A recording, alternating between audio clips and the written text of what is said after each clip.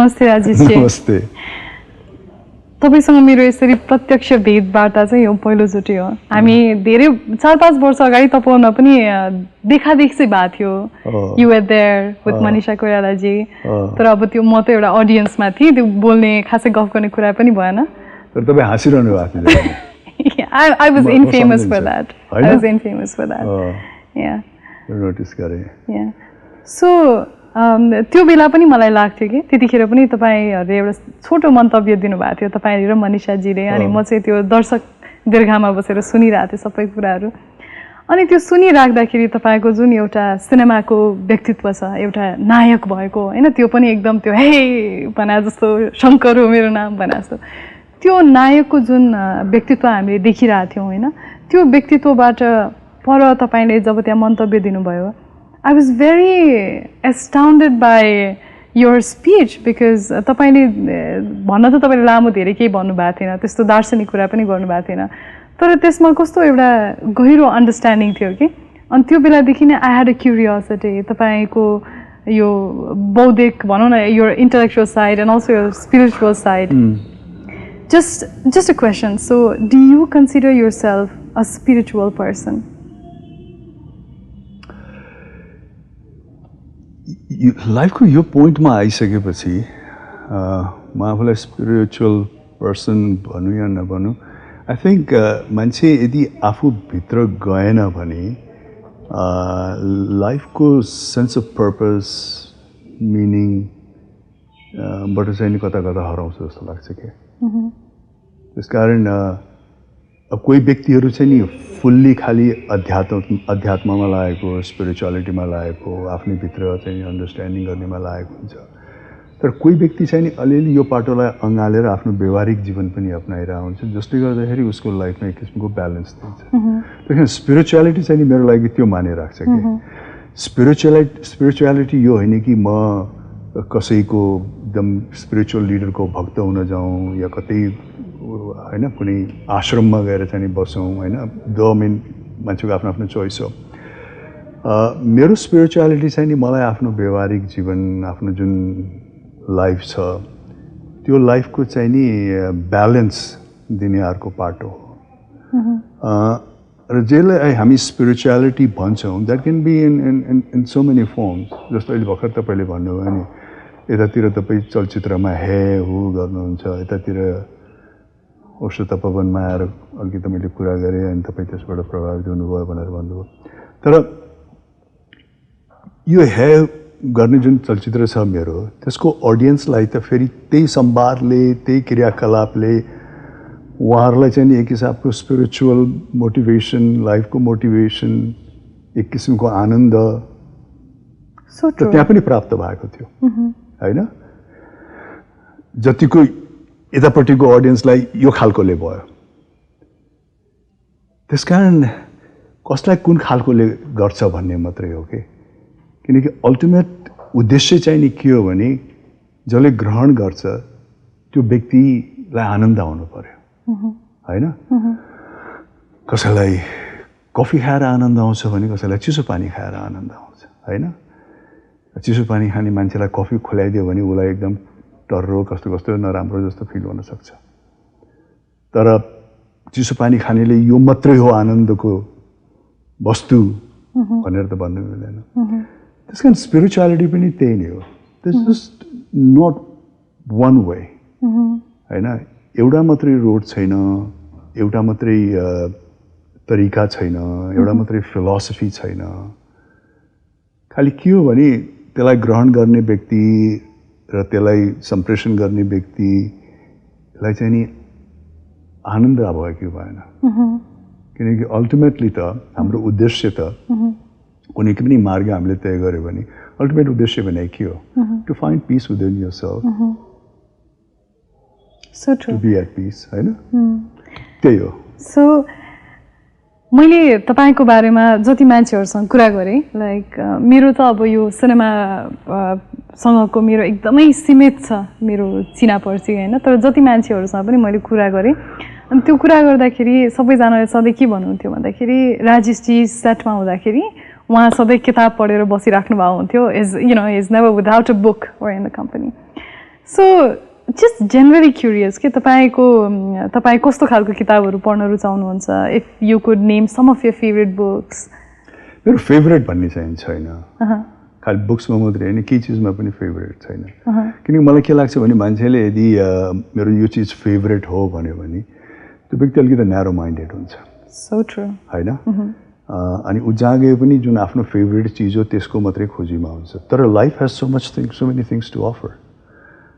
र लाइफको अन्य अरू चिजहरूबाट तपाईँको फेभरेट चिजहरूले गर्दाखेरि तपाईँ वञ्चित हुनुहुन्छ to experience it, to enjoy it. त्यस कारण पनि मलाई फेभरेट चाहिँ नि केही पनि छैन. I am open to everything. कुनै बेला सुन्दै नसुनेको लेखक होइन, कसैले धेरै नपढेको किताब पढेँ भने पनि त्यसबाट मलाई केही न केही मैले लाभ पाउँछु, केही किन अनुभव पाउँछु. किन आखिर एभ्री न्यारेसनको तपाईँको आफ्नै आफ्नै लिट्रेचर हुन्छ नि होइन. एभ्री न्यारेसन किन एभ्री व्यक्तिको पनि लिट्रेचर हुन्छ. खालि साहित्यकारको जीवनी मात्रै लिट्रेचर होइन, बाटोमा तरकारी बेच्ने व्यक्तिको पनि एउटा लिट्रेचर बोकिरहेको हुन्छ उसले आफ्नो जीवनको. सो लाइफको हरेक न्यारेसन्सहरू इन्ट्रेस्टिङ हुन्छ. हरेक वस्तुहरू, हरेक क्षेत्रहरू, हरेक ठाउँहरू, हरेक खानपिनहरू होइन, हरेक लगाइहरू. र बुक्स पढ्नुको मेन उद्देश्य नै जुन आफू सीमित घेराभित्र हुन्छ, सीमित खानपिन, सीमित लगाई, सीमित क्षेत्र, सीमित अनुहार होइन. व्यक्तिले त अब एट अ टाइम सो मेनीसँग मात्रै इन्टरेक्ट गर्न सक्छ नि. तर पुस्तकले के गरिदिन्छ भने वाइक्यारसली तपाईँलाई तपाईँको त्यो परिधिभन्दा बाहिरको अनुभवहरू पनि दिलाइदिन्छ. पुस्तक पढ्ने मान्छे चाहिँ नि एक हिसाबले बढ्ता ओपन पनि हुनुपर्छ. किनकि अरू पुस्तकहरूको अनुभवहरू लिँदाखेरि फेरि अरू अनुभवहरू पनि त्यो मान्छेले थाहा पाउँछ, ग्रहण गर्छ, सिक्छ. त्यही त मलाई यो सिनेमा हेर्दाखेरि एउटा मलाई एकदमै मन परेको किताब थियो, इस्ट अफ इडन भन्ने जन स्टाइनबर्गको किताब थियो. अनि त्यो किताब पढेपछि चाहिँ त्यहाँनिर चाहिँ एउटा त्यो विलेनियस पात्रको रूपमा चाहिँ क्याथी भन्ने क्यारेक्टरलाई उभ्याइएको हुन्छ. अनि कस्तो हुन्छ भने त्यो किताब पढ्दाखेरि चाहिँ किताब चाहिँ यति मोटो हुन्छ होइन. अनि त्यो क्याथीको जुन चरित्र निर्माण छ त्यो निर्माण गर्दाखेरि उमा किन त्यस्तो विलेनियस, त्यो भनौँ न प्रतिनायक होइन, उसमा किन त्यस्तो चरित्र आयो भनेर कस्तो राम्रोसँग जस्टिफाई गरेको छ कि कोही मान्छे राम्रो हुन्छ नराम्रो हुन्छ ऊ त्यस्तो किन हुन्छ भनेर किताबमा त्यो एकदम फुर्सद लिएर व्याख्या गरिएको हुन्छ. अनि मलाई त्यो किताब पढिराख्दाखेरि चाहिँ एन्डमा मलाई त्यो क्याथी भन्ने क्यारेक्टर प्रतिनायक भए पनि प्रतिनायिका भए पनि एकदमै मन पर्यो होइन. आई रियली लाइक हर. अनि त्यसको एउटा सिनेमा पनि बनेको रहेछ. मैले सिनेमा हेरेँ. सिनेमा हेर्दाखेरि चाहिँ उसलाई चाहिँ त्यो एउटा त्यो द्वन्द्वात्मक त्यो एउटा देखाउने उसमा चाहिँ उसको चरित्रको चाहिँ एउटा सर्टेन पक्षलाई मात्रै देखाएको थियो, एउटा नायक अनि अर्को प्रतिनायिका भनेर उसलाई देखाइएको थियो. कि तपाईँले भने जस्तै किताब पढ्दाखेरि चाहिँ मलाई किन एकदम I enjoy reading book is because it helps you to sympathise with good characters, which we do generally in life, but it also helps you to sympathize with so-called bad characters. कोही मान्छे कस्तो किन हुन्छ, तपाईँले अघि भन्नुभयो नि तरकारीवालाको पनि त आफ्नै साहित्य हुन्छ, उसको पनि त आफ्नै कथा हुन्छ. त्यो कथा बुझ्नको लागि चाहिँ त्यो साहित्यले चाहिँ एउटा त्यो फुर्सद दिँदो रहेछ कि. अनि जसलाई हामी बुझ्छौँ, खासको जो मान्छेलाई पनि चिन्यो भने, जो मान्छे पनि अलिकति गहिराइबाट अलि आत्मीय भएर हामीले चिन्यौँ भने there are so many good qualities in each and all of us कि. तर त्यो हुनुको कारण के हो थाहा छ? किनकि हरेक व्यक्ति, हरेक चरित्र, हरेक सोचको पछाडि केही न केही कन्टेक्स्ट हुन्छ, पृष्ठभूमि हुन्छ. त्यो एकैचोटि आउँदैन होइन. तपाईँले भन्नुभयो विलेनियस क्यारेक्टर, त्यो विलेनियस क्यारेक्टरको पछाडि पनि उसको हिस्ट्री छ, उसको अनुभव छ, उसको हुर्काइ छ, उसको कन्टेक्स्ट छ. अनि जब व्यक्तिलाई कुनै व्यक्तिको पृष्ठभूमिबाट परिचय हुन्छ, उसका विगतका दिन, उसका इतिहास, उसको कन्टेक्स्टबाट परिचित भएपछि त्यो व्यक्तिको क्रियाकलापलाई त्यो व्यक्तिले अर्कै नजरबाट हेर्छ. वस्तुगत हिसाबबाट व्यक्तिलाई हेर्ने त खालि कसलाई हो भने जसको पृष्ठभूमिबाट हामी परिचित छैनौँ. उनीहरू त खालि A%, 2%, B% मात्रै हुन्छ. म यसरी गाडीमा गइरहेको थिएँ, त्यो बाटो हिँडेको मान्छे आएर स्वाट्ट काट्दियो भन्छ. अब त्यो बाटो हिँडेको मान्छेको पनि तपाईँले यदि पृष्ठभूमि थाहा पाउनुभयो, कन्टेक्स्ट थाहा पाउनुभयो, ऊ घरबाट कसैसँग चाहिँ नि केही गरेर निस्केको थियो कि हस्पिटलमा कोही उसको छ आमा कि हस्पिटलमा थियो कि उसको दिमाग त्यहाँ गइरहेको थियो कि र जुन उसले क्रियाकलाप गरिरहेको थियो त्यसमा चाहिँ उसले 100% ध्यान दिन सकिरहेको थिएन कि त्यसमा हामी जाँदैनौँ। तर जब हामी पुस्तक पढ्छौँ या फिल्म हेर्छौँ हरेक एटलिस्ट सेन्ट्रल क्यारेक्टरको अनि हामीलाई सेन्ट्रल क्यारेक्टरमा सिम्पथी आउने कारण पनि त्यही हो किनकि हामीले उसको कन्टेक्स्टसँग हामी परिचित हुन्छौँ। बिकम्स कन्टेक्चुअल होइन र जुनै पनि क्रियाकलापहरू हामी गर्छौँ यदि कन्टेक्स्ट सही ठाउँमा छ भने त्यो सामान्य लाग्छ होइन। जस्तो तपाईँहरूको को असाध्यै मिल्ने साथी छ एकदम मलाई थाहा भएन सँगै हुर्केको या सँगै उ गरेको एकदम साथी छ भने तपाईँहरू भेट्दाखेरि तपाईँले अनेक एक आपसलाई त्यति मान्यता नदिएर पनि कुरा गर्नुहुन्छ होला मरि गदै नबोल यस्तो नगर भन्नुहुन्छ होला but you take it very lightly. अब त्यस्तै किसिमको सम्बोधन तपाईँलाई नचिन्ने व्यक्तिले गर्यो भने तपाईँलाई त्यो स्वीकार्य हुँदैन किनकि तपाईँको मित्रसँग त तपाईँको एउटा कन्टेक्स्ट छ नि त, एउटा पृष्ठभूमि छ, एउटा ऊ छ। त्यस कारण हरेक व्यक्तिलाई चाहिँ हामीले मूल्याङ्कन गर्दा हेर्दाखेरि चाहिँ त्यसरी नै गर्ने हो। यदि हामी त्यो व्यक्तिको न्यारेसन थाहा छ, त्यसको इतिहास थाहा छ, त्यस कारण हामीलाई आफन्त किन लाग्ने हो? हामीसँग बच्चादेखि हुर्केको साथीलाई हामीले एउटा दृष्टिकोणले हेर्छौँ, एउटा उमेरमा पुगिसकेपछि केही वर्ष परिचित भएको साथीलाई फेरि अर्कै दृष्टिकोणले हेर्छौँ। जतिसुकै मिल्ने भए पनि त्यो बच्चादेखि हुर्केको साथीसँगको जतिको हेलमेल हुँदै सक्दैन होइन। बच्चासँग हुर्केको साथीमा हामी त तर ममा उत्रिहाल्छौँ। अब तपाईँ र म पनि अहिले चिना परिचित भइरहेको छु त तपाईँ अहिले कन्फ्युजनमा हुनुहुन्छ कि राजेश जी भनौँ कि राजेश दाई भनौँ कि राजेश के भनौँ भनेर होइन। तर तपाईँसँग म बच्चैदेखि हुर्किरहेको भए तपाईँलाई त्यो प्रब्लम हुँदैन थियो होइन, मेरो इतिहास थाहा पाएको भए। त्यसरी पुस्तक पढ्दाखेरि फिल्म पढ्दाखेरि जब हामी कुनै क्यारेक्टरसँग सिम्पथाइज गर्छौँ होइन, जस्तो हामी हिरोसँग जहिले पनि गर्छौँ कि कहिले कहिले हिरोले नराम्रो काम पनि गरे हुन्छ है। जस्तो हिरोले बच्चा हुँदाखेरि मिठाई पसलबाट चाहिँ नि या रोटी चोरेर भागिरहेको हुन्छ। अब त्यत्तिकै हामीले वस्तुगत हिसाबबाट हेऱ्यौँ भने त्यो बच्चाले मिठाई पसलभित्र गएर रोटी चोरेर भाग्यो भनेपछि त्यसलाई त समात्नु पर्यो होइन, नराम्रो काम गर्यो भने हुन्छ। तर सिनेमाले हामीलाई के पृष्ठभूमि दिन्छ भने यो बच्चाले त्यो रोटी लगेर आफ्नो बिरामी आमालाई खुवाइरहेछ जो चाहिँ 7 दिनदेखि भोको छ होइन, र उसको आमालाई हेर्ने व्यक्ति ऊ मात्रै छ, आम्दानी कहीँ पनि छैन भन्ने बित्तिकै के हुन्छ उसको त्यो एक्सन चाहिँ highly justified. Exactly, I think this is a very very interesting conversation. किनभने अब यो चस्मा छ नैतिकताको, यसलाई यो चाहिँ कति सापेक्ष छ कि यो कुनै पनि यो के कुरालाई नैतिक भन्ने, के कुरालाई राम्रो भन्ने, के कुरा नराम्रो भन्ने कुरा कस्तो सापेक्ष जुन दृष्टिकोणबाट हामीले हेरिरहेको छौँ। तपाईँले अहिले रोटी चोर्ने कुरा भन्नुभयो, त्यसको त्यो तपाईँले भने जस्तै पृष्ठभूमि दिएर हेर्दाखेरि उसले अनैतिकै काम गरे तापनि उसले गरेको चाहिँ यो अन्डरस्ट्यान्ड उसले त आफ्नो मायाबाट भएर भएको रहेछ। इन दिस कन्टेक्स्ट अब मलाई आजकल कस्तो लाग्छ भने हामीहरू अहिलेको जमानामा चाहिँ हामी एकदमै जजमेन्टल, एकदमै हामी तत्काल कुनै पनि कुराको मूल्याङ्कन गर्न, त्यसको निष्कर्षमा पुग्न एकदमै हामी आतुर छौँ। कोही मान्छे राम्रो, एकदमै राम्रो, कोही मान्छे नराम्रो, असाध्यै नराम्रो। अझ यो सोसियल मिडियाले चाहिँ हामीलाई त्यसलाई त्यो म्याग्निफाई गर्ने एउटा स्पेस पनि दिएको छ होइन।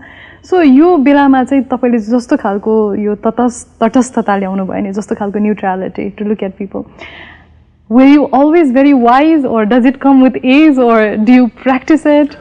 होइन, ममा चाहिँ नि अब हरेक मान्छेको आफ्नो आफ्नो क्यारेक्टर हुन्छ होइन। ममा चाहिँ नि मलाई लाग्छ अहिले पछाडि फर्केर हेर्दाखेरि पनि अङ्ग्रेजीमा भन्छ नि sense of empathy. Sense of empathy basically means कि अरूको पर्सपेक्टिभबाट हेर्ने क्षमता राख्नु होइन। यदि तपाईँले अरूको दृष्टिकोणबाट हेर्ने क्षमता राख्नुभयो भने धेरै कुराहरू चाहिँ नि तपाईँले एक्सेप्ट गर्न सक्नुहुन्छ अरूको बारेमा। र कलाकार हुनलाई पनि त्यो तत्त्वले असाध्यै महत्त्वपूर्ण भूमिका खेल्छ, एटलिस्ट मेरो मेथड अफ एक्टिङमा होइन। मान्छेहरूको भिन्न भिन्न What is your method of acting? Method of acting भनेको मेरो चाहिँ कस्तो हुन्छ भने जस्तो मैले कुनै एउटा भोको मान्छेको भूमिका गर्नु पर्यो, 10 दिन भोकाएको मान्छेको भूमिका गर्नु पर्यो भने मलाई आफूलाई नै 10 दिन भोको बसेर अनुभव गर्नु पर्दैन।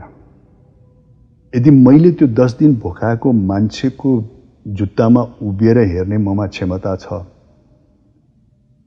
उसको मर्म उसको परिस्थिति बुझ्ने ममा क्षमता छ भने मैले गर्न सक्छु त्यसकारण त्यो सेन्स अफ एम्पथी भन्ने टुल चाहिँ नि इभन मेरो एक्टिङमा साथै काम आएको छ कतिलाई चाहिँ नि के हुन्छ भने हैन म चाहिँ नि अब एउटा किसानको भूमिका गर्दैछु अब म 1 महिना गएर किसानको परिवारसँग बस्छु हलो जोड्छु त्यो गर्छु मेथड एक्टिङ हुन्छ हैन म त्यो गर्दिनँ म चाहिँ नि I only rely on understanding the character, looking things from their perspective. त्यो भयो भने चाहिँ नि तपाईले खाली अब एक्टिङमा मात्रै हैन समाजमा पनि मान्छेहरूलाई बुझ्ने तपाईलाई धेरै मद्दत गर्छ के अरूको पर्सपेक्टिभ किनकि तपाईले भन्नुभयो जस्तो जजमेन्ट भनेको अरूसँग कन्फ्रन्टेसन भनेको तबर्ता आफ्नो पर्सपेक्टिभ हाबी हुने र अर्कोको पर्सपेक्टिभलाई नजरअन्दाज गर्ने कारणले यो आउँछ होइन sense of judgement sense of conflict त कहाँ आउँछ भने जब तपाईँले खालि आफ्नै पर्सपेक्टिभ आफ्नै इगो आफ्नै दृष्टिकोणबाट चाहिँ नि सबै कुरा हेर्नुहुन्छ र त्यो सबै कुरा चाहिँ त्यो अनुसारको अपेक्षा राख्नुहुन्छ र त्यो अनुसार नहुने बित्तिकै तपाईँलाई त्यसको चालचलन पनि मन पर्दैन त्यसको हावा पनि मन पर्दैन त्यसको बोली पनि मन पर्दैन किनकि त्यहाँ म्याच खाएको छैन तर इफ यु आर ओपन कि चाहिँ नि हरेकको आफ्नो आफ्नो पर्सपेक्टिभ हुन्छ आफ्नो आफ्नो दृष्टिकोण हुन्छ आफ्नो how did you develop it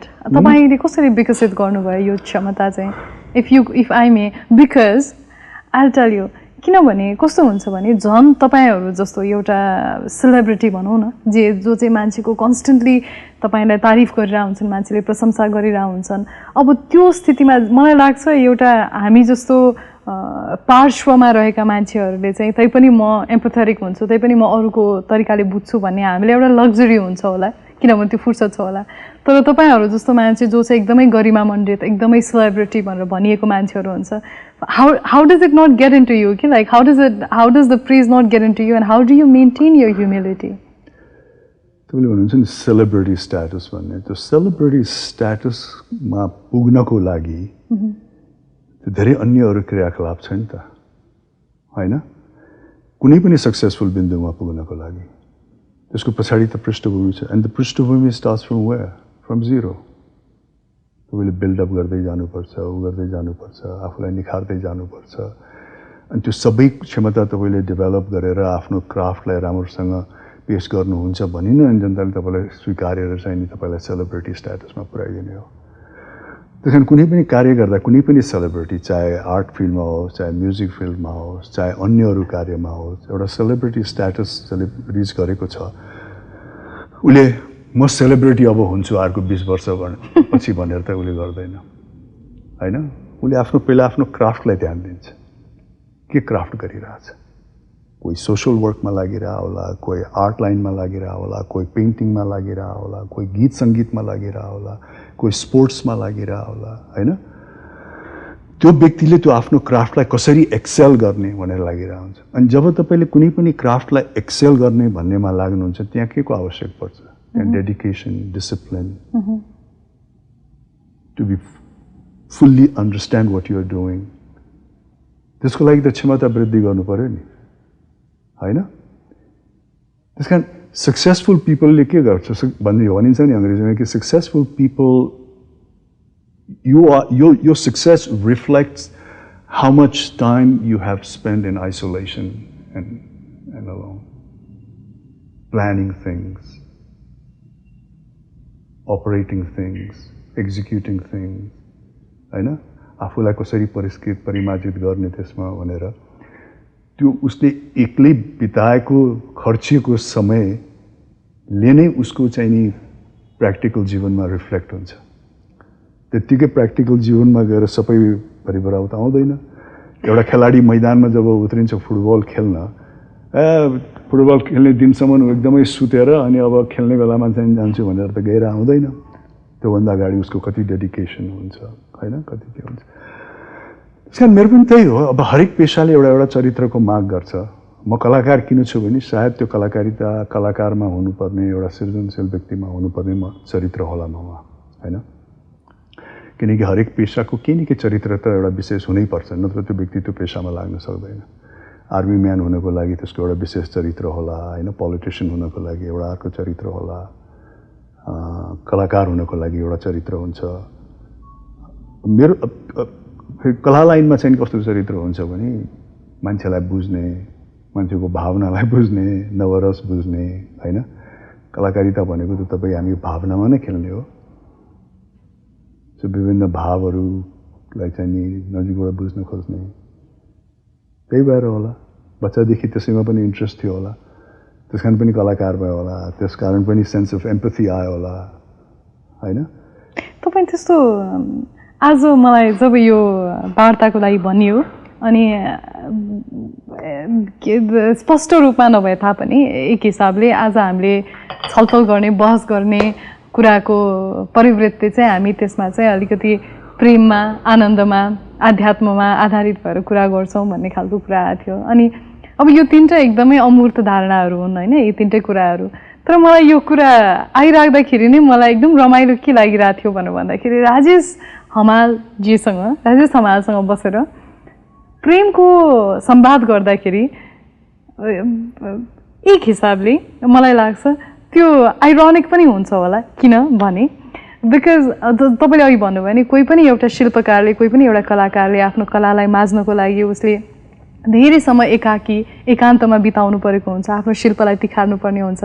तपाईँले त एकदमै लामो समय एकान्तमा बिताउनु भयो एउटा त्यो पारिवारिक संरचनाको हिसाबले हेर्दाखेरि। So maybe that improve your craftsmanship. तर त्यसले तपाईँको जस्तै हामी भन्छौँ नि एउटा तपाईँको एउटा इन्टरभ्यूमा चाहिँ तपाईँले के भन्नुभएको रहेछ भने म युवालाई चाहिँ के सुझाव दिन्छु भन्दाखेरि आफ्नो उमेर यथोचित हैन व्यवहार गर्नुपर्छ, जवानीमा गर्ने कुराहरू जवानीमा गर्नुपर्छ भनेर भन्नुभयो। And when I heard this I was thinking तपाईँले के जवानीमा गर्नुपर्ने कुराहरू did you do that or did you deprive yourself because you are too focused on your work? What did love mean to you when you were a younger man? I also read तपाईँ 17 वर्षमा तपाईँ प्रेममा पर्नु भएको थियो कसैको हैन। So त्यो उमेरमा प्रेमको जुन परिभाषा थियो त्यो कस्तो थियो र अहिले आएर तपाईँले प्रेमलाई कसरी परिभाषित गर्नुहुन्छ र के तपाईँले जिन्दगीमा आफ्नो कामलाई, आफ्नो शिल्पलाई तिखार्दाखेरि के तपाईँ केबाट चाहिँ वञ्चित रहनुभयो होला जस्तो लाग्छ? अनि एक कुरा त म तपाईँलाई भन्छु कि मैले जीवन चाहिँ नि I've lived it to the fullest. मेरो टिनेज इयर्समा, मेरो अर्ली 20s मा विभिन्न क्रियाकलाप गरेको छु। Which is so intriguing. Give me an example. किनकि अब मेरो बुवा कुटनीतिज्ञ हुनुहुन्थ्यो, त्यस कारण म देश विदेशमा हुर्केँ, विभिन्न ठाउँमा पढेँ। त्यस कारण एज अ टिनेजर म एकदमै फन लभिङ गाई पनि थिएँ। You know if you opposite सेक्सको कुरा गर्नुहुन्छ भने I lot of friends. Early 20s मा पनि आई वाज पार्टी गोइङ, लाइफको सबै अनुभवहरू। त्यो कारणले पनि मैले युवाहरूलाई भने कि आफ्नो एजमा, आफ्नो फेजमा जे गर्नुपर्ने त्यो गर्नुपर्छ भनेर। किनकि त्यसले के गराउँदो रहेछ भने एटलिस्ट तपाईँलाई फिलिङ के आउँछ भने I have experience that, I have done that and I've learned something from that. Now let me do something else in another stage. भन्ने भावना आउँछ। नत्र व्यक्तिलाई के हुन्छ भने एउटा फेजमा जुन गर्नुपर्ने कुराहरू तपाईँले गर्नु पाएन भने तपाईँलाई जहिले पनि त्यसले हन्ट गर्न सक्छ कि oh I missed out on that, I missed out on this भनेर। Do you feel you've missed out on anything? I don't think so. No, nothing? I lived my life to the fullest. I had partying time. I was drinking once upon a time. I don't drink anymore. I had friends from all over the world in terms of I see that mischievous smirk on your face. in terms of opposite sex. अनि त्यो कुराहरूले फेरि मलाई धेरै अनुभव पनि दिएको छ, मेरो व्यक्तित्व निर्माण गर्न पनि सहयोग गरेको छ। त्यो क्रियाकलापहरूलाई म त्यतिकै खेरा गएको पनि भन्दिनँ, किनकि त्यो समयमा मैले त्यो गरे हुनाले त्यो अनुभव र त्यो एक्सपिरियन्सले चाहिँ नि मेरो व्यक्तित्व निर्माण गरेको छ। चाहे मैले त्यो बेलामा सम्पर्क गरेका महिलाहरू हुन्, चाहे त्यो बेलामा मैले इन्जोय गरेका समयहरू हुन्, एक्टिभिटिजहरू हुन्, जुन चाहिँ त्यो बेलामा हेर्दाखेरि असाध्यै मस्तीको, असाध्यै उसको लाग्न सक्थ्यो होला। तर जीवनको अर्को पाटोमा आउँदाखेरि त्यो सबै कुराले नै मेरो व्यक्तित्वमा निखार ल्याइदिएको छ। सो I'm actually त्यो टाइमको लागि त I'm forever grateful. I'm forever grateful to each and every female that I've met in my life. उहाँहरूले नै मेरो व्यक्तित्वमा निखार ल्याइदिनु भएको छ उहाँहरूको सङ्गत उहाँहरूको उसले त्यस कारण मेरो आफ्नो टाइममा मैले उ नगरे राज it is very interesting for me किनभने तपाईँ सधैँ एउटा तपाईँ कति कुन उमेरदेखि तपाईँ from the age of in your 20s you started your public life right around mid 20sबाट तपाईँ त्यो बेलादेखि म तपाईँको उमेर त सोध्दिनँ तर त्यो बेलादेखि लामो समयावधिसम्म तपाईँ एउटा हुन्छ नि एउटा पब्लिक डोमेनमा रहिराख्नु भएको छ अनि मैले यसो सोध्छु कि त्यो बेला तपाईँले भन्नुभयो मेरो एउटा यस्तो you know I was enjoying my youth fully भनेर भन्नुभयो तर त्यो बेलामा चाहिँ सायद सामाजिक सञ्जाल नभएर हो कि तपाईँको व्यक्तित्व चाहिँ अझै एक हिसाबले गुप्त नै छ कि त्यो एउटा रहस्य नै छ तपाईँले भन्नुभयो मैले यस्तो गरेको थिएँ त्यस्तो गरेको थिएँ भन्ने कुरा चाहिँ त्यो धेरै मान्छेलाई थाहा छैन and I think that is the beauty. I think certain relationships in our life demand mystery and shade and darkness जस्तो लाग्छ मलाई पनि केही कुरामा चाहिँ एउटा रहस्य हुनै पर्छ जिन्दगीमा जस्तो लाग्छ Now coming to this phase अब तपाईको विवाह भयो you are married and you're very much there on social media हैन so यो transition लाई तपाईले कसरी हेर्नु भएको छ from a very private person to a person who is now interacting अनि मैले लाइफलाई पहिलेदेखि नै एउटा कन्टिन्युअस म्याराथन रेस भन्दा पनि इन फेजेस हेर्थेँ and life comes in phases life एउटा कम्प्लिट स्टोरी होइन life is a book of short stories you think I think so and every story is different from the other तपाईँको हरेक phase will be different from the other तपाईँ व्यक्ति त्यही भए पनि that's very well said yes तपाईँ व्यक्ति त्यही भए पनि किनकि तपाईँ आफै परिवर्तन हुँदै जानुहुन्छ यदि तपाईँ अझ चेतनशील व्यक्ति अवेर व्यक्ति हुनुहुन्छ भने इफ यु आर फुल्ली अवेर व्यक्ति हुनुहुन्छ भने त हरेक फेजमा तपाईँले बटुलेका अनुभव तपाईँले बटुलेका विचार तपाईँले बटुलेका दृष्टिकोणहरू अलग अलग हुनसक्छ आज जुन उमेरमा म छु सायद म 18-19 वर्षको मलाई नै म चिन्दिनँ होला या त्यसले मलाई चिन्दैन होला हैन हामी सेम हौँ र त्यसले त्यो गरेको क्रियाकलापले कहीँ न कहीँ चाहिँ मेरो व्यक्तित्वको जग त बसालेको छ त्यसले नबसालेको होइन तर we have nothing in common now मेरो त्यो 20s को राजेश र ममा धेरै कुराको केही पनि कमन छैन मैले लाइफलाई हेर्ने दृष्टिकोण मैले व्यक्तिहरूलाई हेर्ने दृष्टिकोण अघि तपाईँले भने जस्तो मैले लभलाई हेर्ने दृष्टिकोण has totally changed. How has it changed? I mean, how did you see love before? त्यसमाथि पनि फेजेस मैले किन भन्छु भने त्यसमाथि पनि तपाईँको हरेक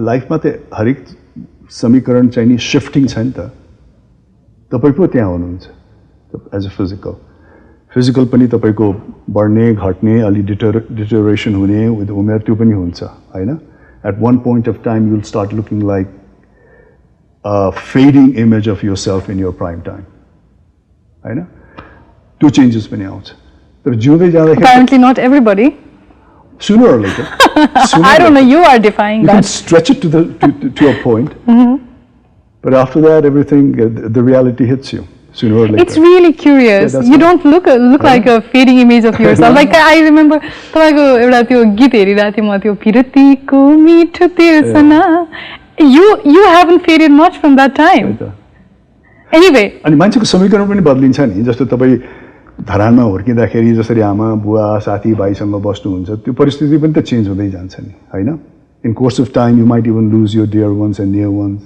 र तपाईँको हरेक जिउने एटमोस्फियर नै चेन्ज हुन्छ जुन कालखण्डमा तपाईँलाई जो मान्छेहरू एकदमै इम्पोर्टेन्ट लागेको थियो यिनीहरू नै मेरो जीवनका चाहिँ रिलेट गर्ने व्यक्तिहरू लागेको थियो अर्को पोइन्टमा जाँदाखेरि none of them will be there तपाईँले रिलेट गर्ने व्यक्ति अरू नै हुन्छ so life comes in phases र मैले जहिले पनि लाइफलाई फेजेसमै हेरेँ र मलाई के लाग्यो भने पहिलेदेखि इभन इन माई हेडेज मैले के भने when I was enjoying all those things कता कता ब्याक अफ माई हेड चाहिँ के थियो भने यो मेरो समय हो मैले इन्जोय गर्नुपर्छ अर्को समय आएपछि सायद मैले आफ्नो चालचलनमा परिवर्तन ल्याउनुपर्छ I don't know from where त्यो चाहिँ नि मलाई 17-18 वर्षको उमेरदेखि नै कता कता सबकन्सियसली होइन when I was spending time in the bars with friends, with girls, you know, going on motorcycle, etauti, videshma.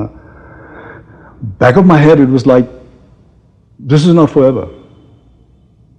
यो स्टेजमा यसको अनुभव लिएर फेरि अर्को फेजमा I'll have to get out of this and start gathering different kind of experiences. So I might as well, you know, enjoy it as experience long this. as it lasts. Enjoy it. Yeah. त्यो चाहिँ नि अब कताबाट आयो I don't know. त्यो चाहिँ नि थियो मलाई. त्यस कारण म लाइफलाई फेजेसमा जिउँछु र अहिले मैले अचानक मैले त्यो अति गरेँ अब मेरो क्यारेक्टर चेन्ज गर्नु पर्यो भनेर चेन्ज गरे पनि हैन. I just It happened naturally. It happened naturally. I went with the flow. But 26 हुँदाखेरि I decided कि अब okay, I've had enough of alcohol. Alcohol भनेर त्यो बेलामा त्यो alcoholic नै त हैन तर I used to enjoy it, you know, as a young person. 26 मा मैले के भने I'll tell you an interesting thing.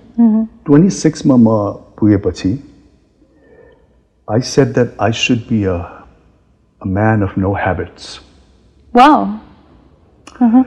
किनकि मान्छेलाई कुनै पनि यदि केही कुराले चाहिँ गर्नको लागि बाध्य तुलाउँछ भने उसको ह्याबिट हो, the kind of pattern that he falls into. And basically habit भनेको it's just the pattern that you have fallen into. And actually त्यो प्याटर्नमा fall भइसकेपछि it's going to be quite a struggle to get out of it. र त्यही प्याटर्नमा फल गरेकै मान्छे चाहिँ माथि निस्कनको लागि कहिले अल्कोहलको सहयोग लिन्छ, कहिले ड्रगको सहयोग लिन्छ, इभन स्पिरिचुअलिटीको सहयोग लिएला, काउन्सिलिङको सहयोग लिएला. It's all because of they have fallen into certain type of pattern. हैन? अनि 26 मा मैले के भने I should be a man of no habits. That's a huge ambition though. And habits is got to do with everything. It's just not drinking or having fun. There are positive habits. Positive habits could be like, I don't know, workouts, which I have. I have that pattern. Would be getting up in the morning in certain times. You know, those are positive habits. But even love is sort of like falling into a pattern. It is. I know. But because you व्यक्तिलाई miss गर्ने, कोही व्यक्तिलाई love गर्ने, किन हो भने you're fallen into a pattern. Not just that. In my experience, also the kind of people we fall in love with, we follow some kind of pattern. We fall in love with मान्छेको शरीर फरक हुन्छ, अनुहार फरक हुन्छ, तर व्यवहार मैले कतिचोटि हेर्छु कि I follow a pattern. So pattern is very interesting, but I don't want to interrupt you. Did you manage to escape? I have. I've sort of become, I have no habits. Like a lot of people these days think that I enjoy coffee a lot. I know. And I do. म काठमाडौँमा भए बेलामा या अन्य विदेशमा भए बेलामा I like to have like 2 or 3 cups of good, nice, strong coffee. तर म कतै डाँडा काँडामा भए जहाँ कफी पनि छैन भने I'm not going to sit there and brood and say ओहो टाउको दुखे यार कफी खान नपाए 3 दिन भयो भनेर. I'm not into that.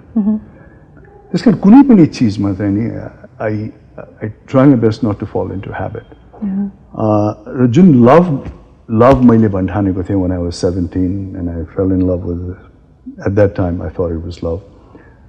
Someone who was 22. She was older to you? Yeah, she was older. म भर्खर college join गरेँ है. She was doing masters in psychology of all the subjects. Wow. Oh, okay. अनि त्यो बेलामा मलाई म लभमा परेको थिएँ. Did she reciprocate? It was all her initiation. Of course, she was studying psychology. What do you expect? Yeah, okay. I know from the start go.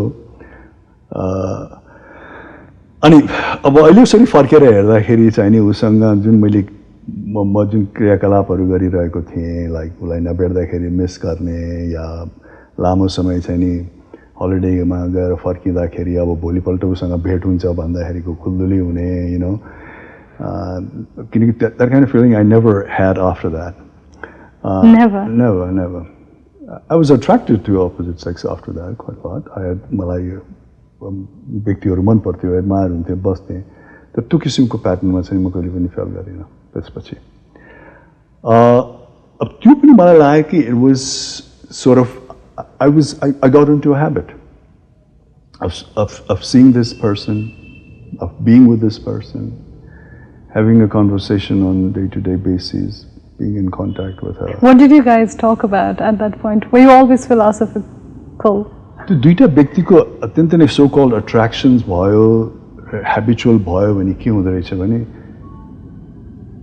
what kind of conversations you're having, what are you saying to each other is irrelevant. You just want to be in each other's company. you know. The silence are never embarrassing. And then you can be, on the other side, you can be equally talkative all the time. Makes no sense at all. But yet you're enjoying each other's company.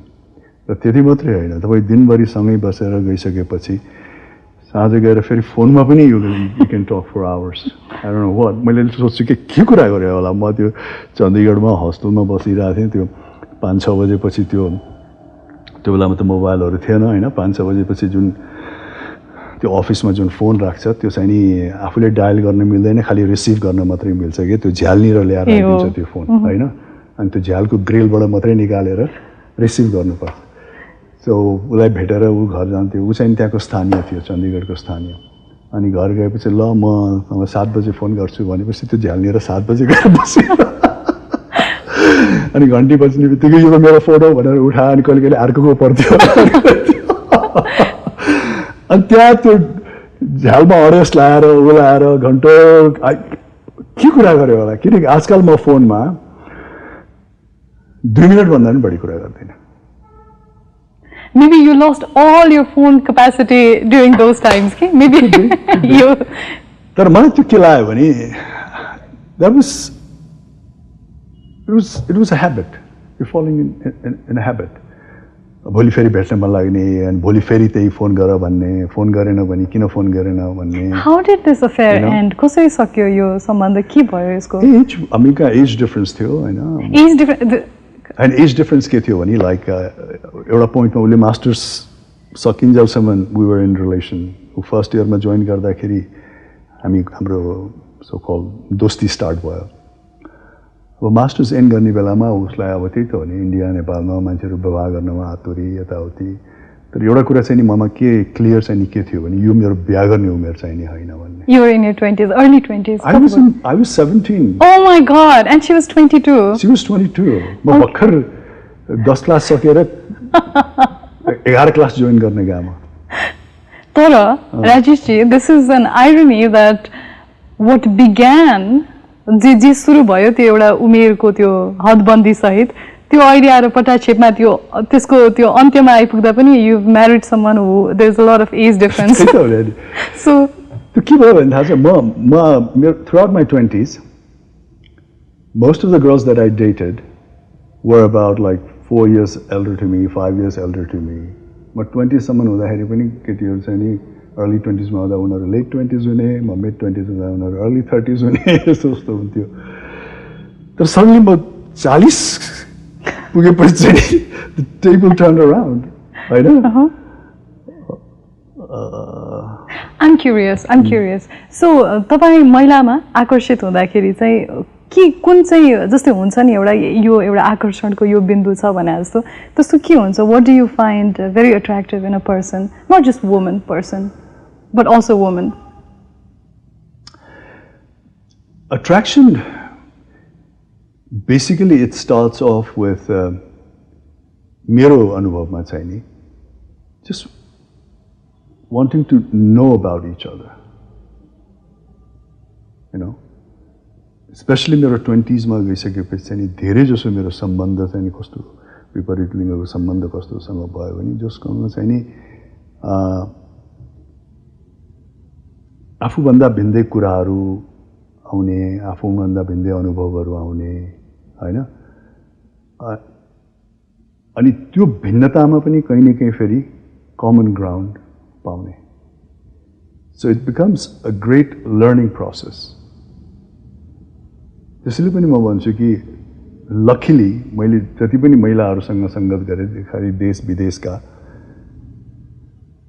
उहाँहरू साथै मेरो जीवनमा महत्त्वपूर्ण भूमिका किन खेल्नु भयो भने हाम्रो इन्टरेक्सन लेभल त्यो अवस्थामा भयो हैन अब केटाकेटीको सम्बन्धमा अब अन्य अरू क्रियाकलाप त छँदैछ तर त्यसको अलावा त्यस्तो किसिमले चाहिँ बढ्ता सम्बन्धलाई चाहिँ बाँध्यो Can we call it intellectual curiosity? I don't want to define it in any way. It's just that both of you are open to ideas. Even though दुवैजना चाहिँ आफ्नो आफ्नो एक्सपिरियन्स र आफ्नो आफ्नो अनुभव लिएर आइरहेको छ तर त्यो हुँदा हुँदै पनि you're open to each other. And your acceptance level goes very high. अनि त्यस्तो किसिमको सम्बन्धले चाहिँ के गर्छ भने you're not judgmental, you don't carry any prejudice, you don't come with a preconceived mind, you're open to that person. So true. And that person is open to you.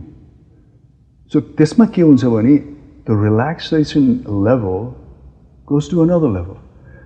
त्यसकारण पनि मैले जस्तो आफ्नै प्रोफेसनमा भएको व्यक्तिहरूसँग चाहिँ नि एक हिसाबले संगत गर्दै गरिन भने पनि हुन्छ, स्पेशली विपरीत लिङ्गसँग, किनकि आफ्नै प्रोफेसनसँग यदि मैले सम्बन्ध गरेको भए त्यो किसिमको आउटलुक र मेन्टालिटीमा चाहिँ भेटघाट हुँदैन थियो. They would come with their own prejudice, preconceived ideas. परिधि नै सानो हुन्छ, परिधि सानो हुन्छ हैन. यो मेरो सहकर्मी हो, यो मेरो सहकर्मी हो, यसले यो गरेको छ, यसले त्यो गरेको छ, या आफ्नै जुन वरिपरि घटना घटेको छ त्यो कुरा हुन्थ्यो.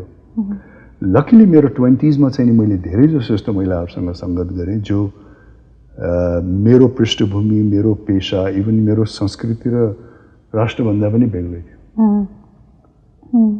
मैले पनि लाइफमा एक्सपिरियन्स गरेको, अघि पनि हामीले कन्भर्सेसन गरिरहेको थियौँ, हामीले प्रेम के हो भनेर अघि यो प्रोग्राम सुरु हुनुभन्दा अगाडि पनि एउटा कन्भर्सेसन गरिरहेको थियौँ.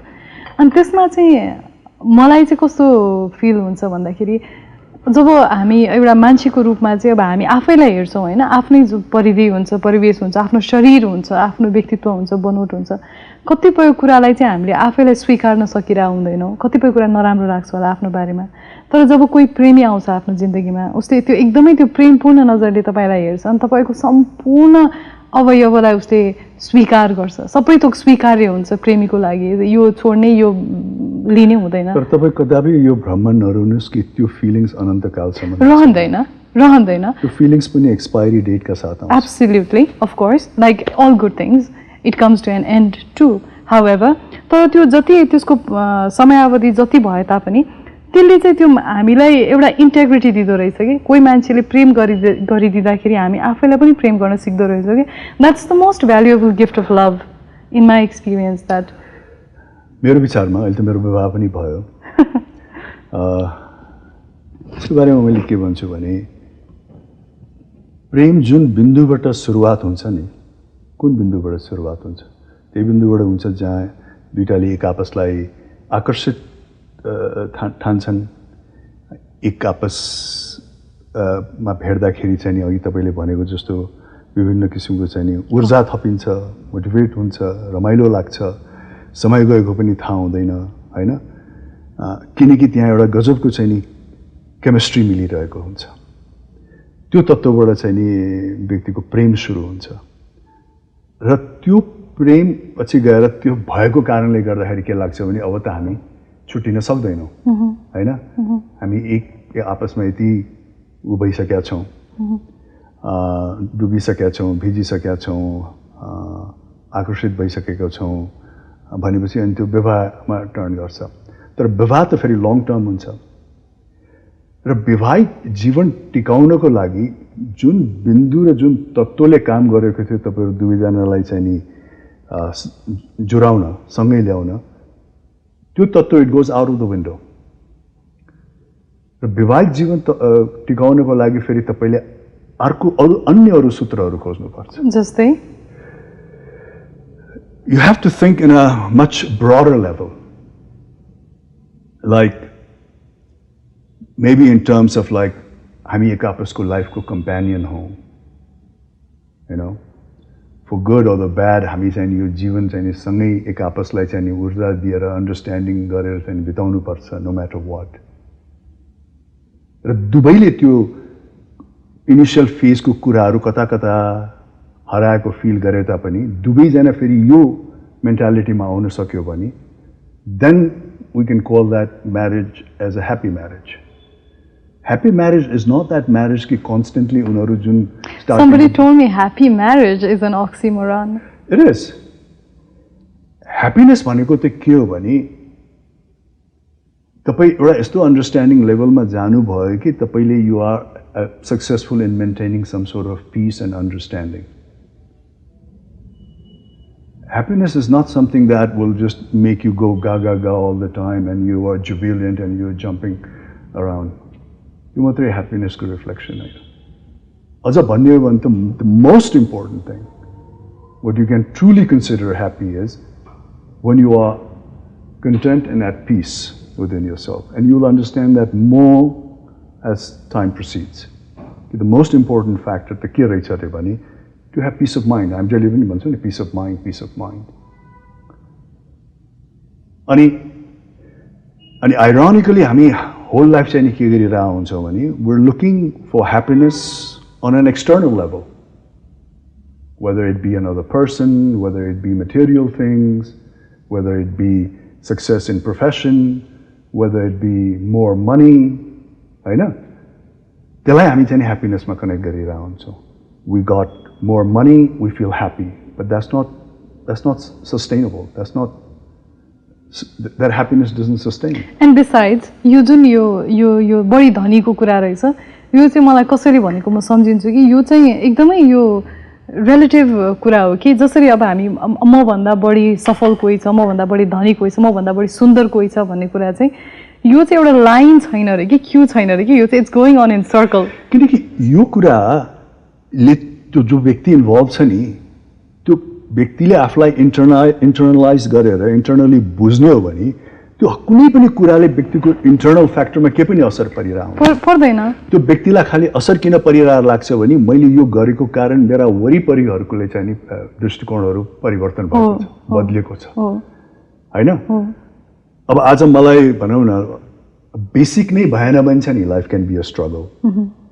तपाईसँग ओत लाग्ने ठाउँ छैन, तपाईको जिउ ढाक्ने लुगा छैन, तपाईको पेटमा हाल्ने चीज छैन भने that is a struggle. No doubt about it. तर तपाईको एउटा फन्डामेन्टल बेसिक लेभल पुगिसकेपछि anything after that is just an excess. र त्यो एक्सेसले तपाईलाई व्यक्तिलाई स्याटिस्फ्याक्सन दिदैन. उलाई स्याटिस्फ्याक्सन कहाँ दिन्छ भने मसँग एक्सेस छ भन्ने अरूले थाहा पाइरहेछ नि, त्यसकारण आइ एम ह्यापी. हो. र अरूले आन्तरिक भन्दा पनि बाह्य. हो, बाहिरी नजर. अब आन्तरिक त a व्यक्ति is all constantly struggling. Whether you become a billionaire, whether you become a celebrity. No doubt. No doubt. भले कि जब if you are a struggling फेजमा भएको मान्छे बरु मेन्टली उ त्यति स्ट्रगल गरिरहेको छैन किनकि उसको whole focus is how am I going to feed my self, how am I going to look after my family. त्यो नै उसको एकदम मेडिटेटिभ पर्पस हुन्छ. र उसलाई त्यहाँनि अरू किसिमको चाहिँ नि माइन्डको अपसेट र कलह र कन्फ्लिक्टमा उसले ध्यान दिने फुर्सदै पाउँदैन. होइन? तर त्यस्तो धेरै जसो प्राय व्यक्तिलाई के हुन्छ तपाईले नै अनुभव गर्नुभयो होला हैन. People who have become extremely successful, people who have gained a celebrity status at one point हैन. उहाँहरू सबै कोही ड्रग्समा, कोही साइकोलोजिकल उसमा, कोही आफैमा आजकल मेडिटेसन गर्छु, योगा गर्छु भन्नुहुन्छ, कोही के गर्छु भन्नुहुन्छ हैन. आन्तरिक चिज पर्याप्त भए पनि किनकि त्यो इन्टर्नल कन्फ्लिक्ट त कहिले पनि सकिँदैन. एकदमै हो. अनि यही कुरामा चाहिँ जुन यो आन्तरिक हाम्रो भनौँ न एक प्रकारले कृपणता भनौँ, दरिद्रता भनौँ होइन, इन्टर्नल पवर्टी, यसमा चाहिँ मैले अहिले मेरो साथीभाइहरूसँग इत्यादिसँग छलफल गर्दाखेरि आजकलको जमाना चाहिँ कस्तो छ भन्दाखेरि अब हामीलाई सोसियल मिडिया भयो, सामाजिक सञ्जालमा चाहिँ हामीले जिन्दगीका केही अंशहरू, चुनिन्दा केही अंशहरू, केही दृश्यहरू हामीले क्युरेट गरेर राख्छौँ कि आफूले खाएको राम्रो खानेकुरा, राम्रो लुगा, मेरो सम्बन्ध राम्रो छ, मेरो श्रीमतीसँग यताउति यो राख्छौँ. अनि ज्यादातर समाजमा कस्तो खालको भ्रम फैलिरहेछ भने someone else is better off than I am, कसैको अरू सबैको जिन्दगी मेरो भन्दा राम्रो छ भनेर. अनि त्यसले चाहिँ एउटा इमानदार एउटा संवाद हुन्छ नि, an honest conversation about reality of being human. कि मानव हुनु त हामी जो मान्छे जति सक्सेसफुल भयो भने, जति धनी भयो भने पनि त्यो आन्तरिक जुन यो खोज छ, पवर्टी पनि नभनौँ, जुन यो खोज छ, यो क्युरियोसिटी छ, यो त बाहिरको कुराले आपूरित गर्दैन रहेछ. So we are all in a struggling phase भन्ने कुरा चाहिँ सायद it's so important to communicate this के अल अफ अस. त्यही त हेर्नुहोस् न, यही सोसियल मिडियाको कुरा गर्नुहुन्छ भने त्यो पोस्ट गर्ने मान्छे पनि र हेर्ने मान्छे पनि कति भ्रममा बाँचिरहेछ. पोस्ट गर्ने मान्छेले पनि उसले डिप डाउन आफ्नो आत्मालाई सोध्यो भने त ही नोज द्याट त्यो particular moment is not really reflecting his life, कि उसको मुड या उसको परिस्थितिलाई 100% रिफ्लेक्ट गरेको छैन भन्ने उसलाई थाहा छ. उसको लाइफको मोमेन्टलाई रिफ्लेक्ट गर्यो होला तर त्यो पोस्ट त उसको लाइफको कन्टिन्युअस प्रोसेस त होइन नि holiday will and party will and good times will and And the reality अनि will... हेर्ने मान्छेले पनि कसरी हेरिरहेको छ भने एज इफ त्यो मान्छे जहिले पनि त्यसरी नै जिइरहेको छ त्यसका यो दुईटै क्रियाकलाप अहिले कति भ्रममा भइरहेको छ होइन the people who are posting the people who are receiving and the chain starts होइन पोस्ट गरेको मान्छेले फेरि रिसिभ गर्छ उसले गो गर्छ अनि त्यसपछि डोमिनो इफेक्ट हुन्छ अब त्यो चाहिँ नि किन हो भने बेसिकली इट्स अल बिकज हामी जहिले पनि के सोच्छौँ भने हाम्रो एक्सटर्नल फ्याक्टर्सहरू चाहिँ नि सबै ब्यालेन्स भइदियो मैले एक्सटर्नल फ्याक्टर्सहरू जुन मान्छेहरूले अपेक्षा राख्छन् वाट इज सक्सेस त्यो सक्सेस प्राप्त गरेको छु वाट इज वेल्थ त्यो वेल्थ प्राप्त गरेको छु what is known as respectability in society त्यो मैले पाएको छु भने मेरो लाइफ फुलफिल्ड हुन्छ भनेर तर फुलफिलमेन्ट त एक्सटर्नलबाट त कहिले पनि आउँदैन it can make things easier for you तर फुलफिलमेन्ट भनेको त तपाईँको इन्टर्नल ब्यालेन्सबाटै आउँछ र इन्टर्नल ब्यालेन्स तपाईँको तब मात्रै हुन्छ जब चाहिँ नि you are in control of your desire तपाईँको डिजायर नै तपाईँको कन्ट्रोलमा छैन भने you will never have internal balance किनकि डिजायर भन्ने तत्त्व तपाईँभित्र चाहिँ नि मौलाइरहेको छ भने त त्यसले त अनन्तकालसम्म विभिन्न स्वरूपहरू लिन्छ होइन it's not just to do with material things money अरू तपाईँ अहिले तरुणीमा यस्तो देखिनु भएको छ 50 वर्ष पुगेपछि तपाईँ एकदमै फ्रस्ट्रेट हुनु होला कि म 30 वर्ष अगाडि जस्तो किन देखिरहेको छैन मेरो छाला किन राम्रो भएको छैन I want that I want to be like that is my desire so at one point तपाईँको डिजायर सेसिएटेड भएको छैन भने त त्यो स्वरूप पनि लिन्छ सो त्यो हरेक उसमा तपाईँ जहिले पनि के हुनुहुन्छ you are always frustrated internally unhappy internally अनि यो सोसियल नेटवर्कहरूले के गर्छ भने कम्पिटिटिभ स्पिरिटलाई यसले यति मौलाउन दिन्छ र कम्पिटिटिभ स्पिरिट्स त it never ends you might be jealous of what I have, I might be jealous of what other person has. Exactly. And the other person might have jealous of the other person. Exactly. As I was telling, you jun हामीले भन्छौँ नि यो जुन यो queue भन्छौँ नि it's not a queue, it's a circle, right? So there's always somebody ahead of us. And none of us can have everything. Exactly. I know. It's just not got to do with only material things. Material things भएको मान्छेको looks नहोला, looks भएको मान्छेको material things नहोला, हैन? एउटा व्यक्तिको सबै कुरा होला तर उसको जिउडाल नराम्रो होला, हैन? अर्को व्यक्तिको जिउडाल एकदम राम्रो होला so we can none of us can have everything जबसम्म हामी यो सोच्दैनौँ कि हामी एज अ व्यक्ति वी आर युनिक हामी युनिक हौँ हाम्रो आफ्नो आफ्नो अस्तित्व छ र हाम्रा कमजोरीहरू पनि छन् हाम्रा सबै पक्षहरू छन् किनकि हामी हामी हौँ होइन हामी हौँ हामी पूर्ण नै होइन नि हामी पनि होइनौँ हामी बन्ने प्रक्रियाको एउटा हामी पनि हैन मैले त अझै के भन्छु भने वी आर लाइक एउटा म छु र एउटा मेरो माइन्ड छ हैन र तपाईँ अवेयर हुनु भएन भने तपाईको आफ्नो माइन्डलाई पनि तपाईले म नै भन्ठान्नुहुन्छ होला तर तपाईको माइन्ड त सञ्चालन गर्ने प्रक्रिया आफ्नै खालको छ जसमा तपाईको पनि कन्ट्रोल छैन तपाईको माइन्डमा कुन सोच कुन बेला आउँछ कस्तो किसिमको विचार आउँछ कस्तो किसिमको के आउँछ भन्ने त तपाईको कन्ट्रोलमै छैन बुद्धिज्ममा भनेर भनिन्छ नि there are clouds that pass by you can't do anything about it तपाई खाली के गर्न सक्नुहुन्छ भने तपाई अवेयर हुनुहुन्छ भने तपाई रूपी मले चाहिँ नि यो मेरो माइन्डमा यस्तो किन आइराछ this अहिले आएको चीज maybe not good for me let me delete that maybe this thought is better for me हैन maybe यो भावना अहिले जुन ममा आइराछ त्यो ठीक होइन it can be anything it can be a lust for another person it can be a jealousy for another person it can be sheer desire for something that comes up into your head हैन ओ तपाई खानपिनमा discipline हुनुहुन्छ भने तपाईले खाइरा चीज भन्दा अरु चीज खाऊ भन्ने कुरा अनेक चीज आउँछ नि तपाईको दिमागमा के आउँछ भन्ने नै थाहा छैन हैन भयंकर ठुलो से ठुला कुराबाट लिएर चौचौ उमालेर खाऊ भन्ने कुरा पनि आउँछ दिमागमा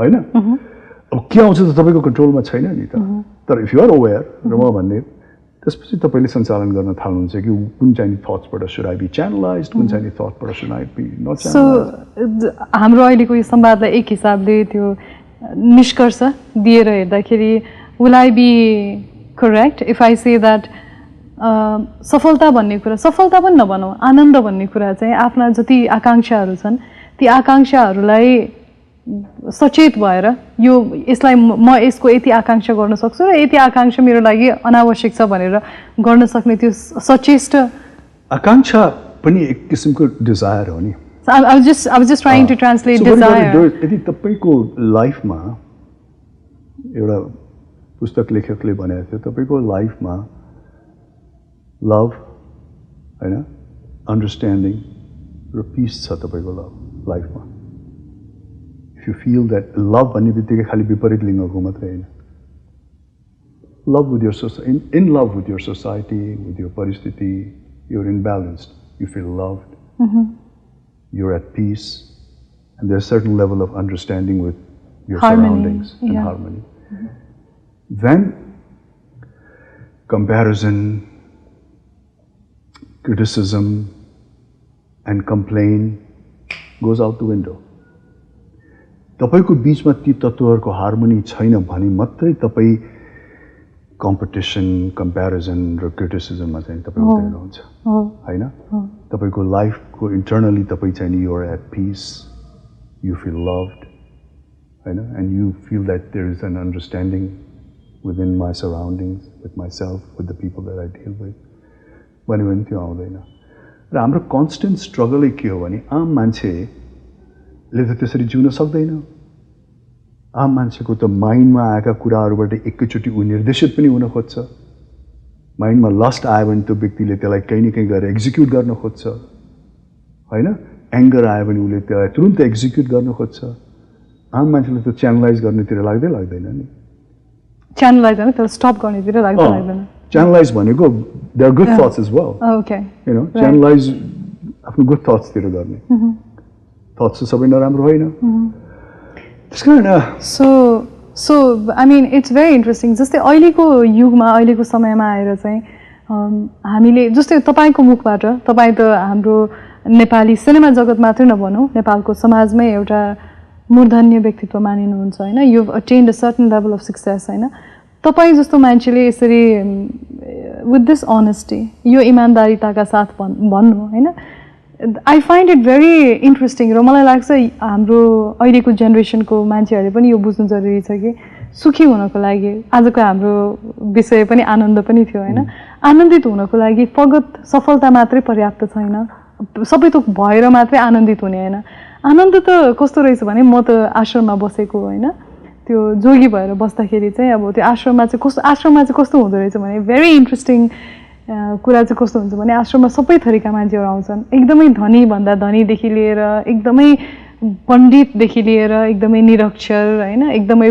भक्त केही बोल्न नजान्नेदेखि लिएर सबै खालको मान्छेहरू आउँछन् मैले त्यो आश्रममा बस्दा के देखेँ भन्दाखेरि सबै मान्छे उ जहाँ पुगोस् जति ठुलो होस् जे होस् मान्छेको त्यो भित्रको एउटा जुन त्यो खालीपना रिक्तता छ नि त्यसलाई परिस्थितिले परिवेशले केही पनि त फरक नपार्दो रहेछ कि एक्ज्याक्टली त्यो एक्सटर्नल फ्याक्टरले के पनि गर्दैन रहेछ हामीले भन्छौँ नि राजा र रङ्क सबै एक समान हुन् भनेर भन्छौँ नि फेरि मान्छेको विचारहरू कस्तो हुन्छ भने समयअनुसार परिवर्तित हुन्छ हैन एजले आफ्नै किसिमको चाहिँ दृष्टिकोण ल्याउँछ लाइफको बारेमा आफ्नै किसिमको समस्याहरू पनि ल्याउँछ मान्छेको लाइफ भनेको त 20s मा पनि छ 30s मा पनि छ 70s मा पनि छ 90s मा पनि छ र एउटा व्यक्तिले आफूलाई जसरी 20s मा सञ्चालन गरिरहेछ 90s मा त त्यो हिसाबले सञ्चालन गर्नै सक्दैन र जुन कुराहरू 20s मा उले फोर ग्रान्टेड लिएर हुन्छ 90s मा त्यो कुरा गर्न पायो भने उसको लागि लग्जरी लाग्छ एक्ज्याक्टली अनि यो यसमा चाहिँ त्यो एउटा वाल्ट विटमनको एउटा कविताको लाइन छ कि त्यो मलाई असाध्यै मन पर्छ he says I contradict myself I am big so जिन्दगीमा विरोधाभास छ मेरै व्यक्तित्वमा जस्तो तपाईले आफ्नो गदा 25मा जस्तो तपाईको व्यक्तित्व थियो अब बिस्तारै आउँदाखेरि त्यो छैन बट इट इज अ तपाईले भनेको कुरा चाहिँ मलाई सबैभन्दा इन्ट्रेस्टिङ कुरा चाहिँ के लाग्यो भन्दाखेरि we generally think of life as a novel as a continuum of a certain story but तपाईले भन्नुभयो नि एउटा लघु कथा जस्तो हो जिन्दगी भनेको यो जे सक्यो त्योसँग अर्कोको निष्कर्ष हुनु त्यसको आवश्यक छैन एउटा कमन फ्याक्टर खाली तपाई मात्रै हुनुहुन्छ र तपाई पनि बदलिदो परिस्थितिमा हुनुहुन्छ बदलिदो अवस्थामा हुनुहुन्छ हरेक स्टोरीमा that's very interesting so यो त बुद्धले भने जस्तै उसमा आइपुग्यौं हामी बिहान करिब करिब त्यही नै हो। त्यस कारण तपाईँले मलाई स्टार्टिङमा सोध्नुभयो नि आर यु स्पिरिचुअल भनेर। स्पिरिचुअलिटी काम आउने नै त्यहाँ हो। स्पिरिचुअलिटी भनेर सबैजना गएर बुद्ध हुनु पर्दैन, सबैजना गएर आश्रम चलाउनु पर्दैन। तर यो पक्षले कहीँ न कहीँ काम गरिरहेछ भने तपाईँले सञ्चालन गरेको व्यावहारिक जीवनमा चाहिँ नि तपाईँलाई ब्यालेन्स अवश्य पनि दिन्छ। किनकि जुन तत्त्वबाट हामीहरू बनेको छौँ त्यो तत्त्व त सबैमा छ। एउटा रेप गर्ने व्यक्तिमा जतिको लस्ट लेभल हुन्छ त्यो ममा पनि हुनसक्छ। सो ट्रु होइन? तर उसले आफूलाई कसरी सञ्चालन गर्यो, मैले आफूलाई कसरी सञ्चालन गर्ने भन्ने मात्रै फरक हो। एउटा रिसाब व्यक्तिमा जति रिस छ त्यति सन्तमा पनि हुनसक्छ। मलाई एकदम मन परेको बाइबलको कथा, एकदमै मलाई त्यो असाध्यै मन परेको कथा चाहिँ के भन्दाखेरि एकचोटि जिजस चाहिँ एउटा गाउँबाट त्यहाँ गाउँको बाटो भएर जाँदै हुनुहुँदो रहेछ कतै यात्रामा। अनि त्यो गाउँमा चाहिँ त्यतिखेरको समाजमा चाहिँ अब त्यो व्यभिचार गर्ने महिलालाई चाहिँ अरू कोही पुरुषसँग व्यभिचार गर्ने महिलालाई चाहिँ अब त्यहाँ ढुङ्गा हानेर मार्ने त्यहाँको चलन थियो। अनि I'm sure you know the story, कसैलाई ढुङ्गा हानेर चाहिँ मारिँदै रहेछ। अनि त्यो भिड देखे पछाडि जिजस त्यहाँ जानुभएर के भइरहेछ भन्दाखेरि यो व्यभिचारिणी हो, यो यस्तो भनौँ न यो कलङ्किनी हो, यो यसलाई चाहिँ अब हामीले दण्ड दिनुपर्छ, दण्डित गर्नुपर्छ भनेर भने पछाडि तपाईँ पनि ढुङ्गा फाल्नुहोस् भनेर भने। अनि त्यो भन्दाखेरि जिजस क्राइस्ट चाहिँ एकछिन रोकेर उहाँले के भन्नुभयो भन्दाखेरि ठिक छ त्यो कुरा त मैले माने, यदि यो पापिनी हो भने ठिक छ यसलाई दण्ड दिनुपर्छ, तर ती मान्छेले मात्रै यसलाई ढुङ्गा हानुन् जस्तै कर्ममा होइन आफ्नो विचारमा पनि कहिले पनि पाप चिताएका छैनन्। And you know what is the beautiful thing, and भनिन्छ कि जिजसले पनि हान्नु भएन अरे क्या, जिजसले पनि ढुङ्गा हान्नु भएन। So Jesus consider that even परमेश्वर पुत्र what ever like as the story goes, Jesus त्यस्तो मान्छे हुँदाखेरि उहाँले पनि आफूलाई हुन्छ नि एउटा वैचारिक तलमा हामी कोही पनि त्यस्तो त्यो त क्लियरै छैन। होलियर देन दाउ, किनकि हामी होलियर दाउ भन्दा पनि हामी एज अ स्पिसिज त सेम फङ्सन्स लिएर जन्मेका छौँ नि त। हामी त एउटै मोडलको फोन हो नि त होइन? खालि कसले कुन चाहिँ नि एप्स बढी सञ्चालन गर्छ, कसले कुन चाहिँ नि गर्दैन भन्ने मात्रै फरक हो होइन? तर model as a human species त तपाईँ पनि त्यही हो, म पनि त्यही हो, हाम्रो मेकानिजम त्यही नै हो। खालि फरक के हो भने तपाईँका हुर्किँदाखेरि र अहिलेसम्म आएको तपाईँले बटुलेका अनुभवबाट चाहिँ तपाईँ अलिकति भिन्नै हुनुहुन्छ मभन्दा, किनकि मेरो अनुभव अहिलेसम्मको अर्को छ होइन?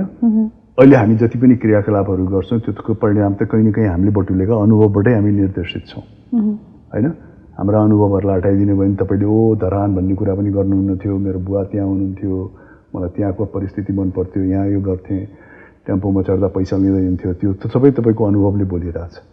मेरो अनुभव अर्कै छ। त्यस कारण हामी आफूलाई सञ्चालन गर्ने त अनुभवले हो। तर एज अ स्पिसिस त हामी त्यही नै हो। जसरी हामी मान्छेहरूले कुनै जनावरलाई स्टडी गर्दाखेरि एउटा बाँदर र अर्को बाँदरलाई स्टडी गर्दाखेरि एउटै स्पिसिस, यिनीहरूको एउटै चरित्र हो, बाघहरू यो चरित्र हो, लेपर्ड अलिकति फरक हो भन्छौँ, जेनस एन्ड स्पिसिस होइन? अब हामी एज अ स्पिसिस पनि सेम नै हो, तर अलिकति हामी आफ्नो क्रियाकलापमा जनावरभन्दा फरक किन छौँ भने हाम्रो दिमाग छ। हाम्रो दिमागले गर्दाखेरि नै हाम्रो दिमाग असन्तुलन भइरहेको छ। दिमाग नहुँदो हो त हामी पर्फेक्ट हुन्थ्यौँ। हाम्रो सोच्ने शक्ति नभएको भए, हाम्रो दिमाग नभएको भए त हामीलाई कुनै किसिमको समस्या हुँदैन थियो। हामी खालि खान्थ्यौँ, सुत्थ्यौँ होइन? पानी पऱ्यो भने ओत लाग्थ्यौँ, जाडो भयो भने अलि न्यानो ठाउँ खोज्थ्यौँ, गर्थ्यौँ। हाम्रो यो सबै चाहिँ नि दिमागी असन्तुलन हुनुको कारण किनभने हामीसँग दिमाग छ। आई रिमेम्बर जोक के यो कन्टेक्स्टमा चाहिँ एक्चुअली एउटा मान्छेले चाहिँ उसको घरमा चाहिँ उसको आमा चाहिँ अनकन्सियस हुनुभयो अरे क्या होइन? So she went unconscious and then उसले हतार डक्टरलाई फोन गरेर भनेछ अरे एकदम आत्तिएर, डक्टर साहब my mother you know like just a moment ago she was in her sense and now she is become nonsense. So I think we've become nonsense. Yeah, exactly. So I think we've come to an end of our conversation. Although मेरो अन्तिममा खालि के भन्नु छ भने I mean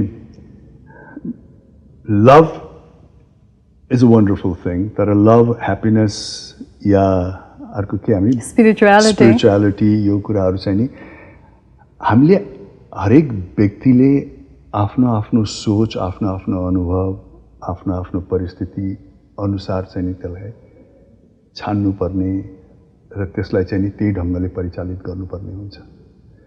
अनि happiness is not something that is going to be with you for permanent always.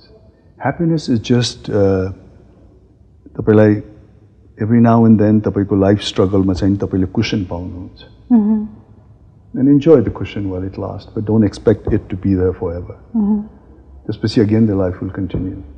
So हामीले आफ्नो लाइफलाई यदि एकदमै it should be bed of roses, everything should be perfect, I'm a perfectionist भनेर हेऱ्यौँ भने we'll never be content and happy. So we got to look at life as it is. कुनै पनि एक हिसाबले अझ सक्नुहुन्छ भने त कुनै पनि आफ्नो अनुभवहरूलाई पनि मापदण्ड नबनाइकन just experience life as it is. Experience people as they are. Without any preconceived thoughts about how human beings should be acting, reacting, laughing, eating, standing, walking.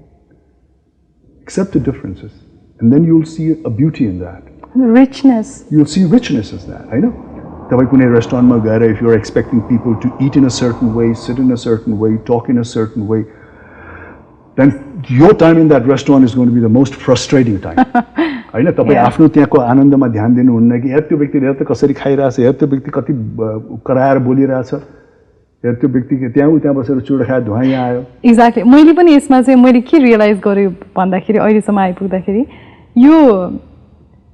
यो सृष्टिमा अनादिकालदेखि अब अनन्तकालसम्म जहिले पनि केही न केही कुरा चाँजो पाजो नमिलेको हुन्छ नि. किनभने यो चाँजो पाजो नमिल्नु पनि कस्तो रहेछ भन्दाखेरि त्यो खाल्डो भएन भने पानी तल बग्दैन. सो उबड खाबड त लाइफको एउटा ब्यालेन्स रहेछ कि एउटा जिन्दगीको सन्तुलन रहेछ. ब्यालेन्स त खालि तपाईँको जे कुरा तपाईँको कन्ट्रोलमा छ त्यसलाई तपाईँले ब्यालेन्समा ल्याउने हो. आफ्नो कन्ट्रोल भन्दा बाहिरको क्रियाकलापलाई त तपाईँले observe गर्ने हो, enjoy गर्ने हो, experience गर्ने हो. Exactly. The differences that you are being offered. Be open to that. You know, not everybody is going to be like you. Not everybody is going to see things the way you see things. And they don't need to. They don't need to. Right. There's no such thing as right or wrong way. There's only the person's way. Exactly. I know. Oh. So accept that. Yeah. Accept गर्नुको मतलब it doesn't mean that you have to imbibe that. हैन त्यसलाई तपाईले आफ्नो मन्त्र बनाउनु पर्ने भन्ने छैन. तर enjoy that people are functioning in a different way. People are going about their daily life in a different way, eating in a different way, conversation in a different way. People are wearing different things. People like different style. Accept that.